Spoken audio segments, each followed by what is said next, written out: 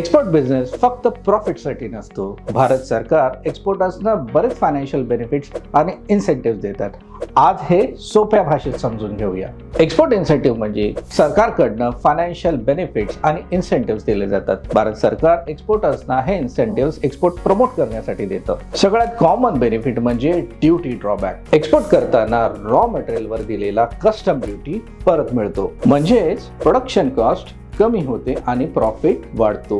Road tape म्हणजे काय? Road tape म्हणजे एक्सपोर्टला लागणारे टॅक्सेस रिफंडच्या स्वरूपात परत मिळणं. Port charges, electricity duty, fuel taxes हे चार्जेस सरकार एक्सपोर्टरला परत देतं. एक्सपोर्ट हे झिरो रेटेड सप्लाय असतं. म्हणजेच एक्सपोर्टला जीएसटी लागत नाही आणि पे केलेला जीएसटी परत मिळतो. कॅश फ्लो सुधारण्यासाठी हा खूप मोठा फायदा आहे. याशिवाय export credit support, faster custom clearance आणि मार्केट डेव्हलपमेंट असिस्टन्स हे फायदे जर का कंप्लायन्स व्यवस्थित असेल तरच मिळू शकतात.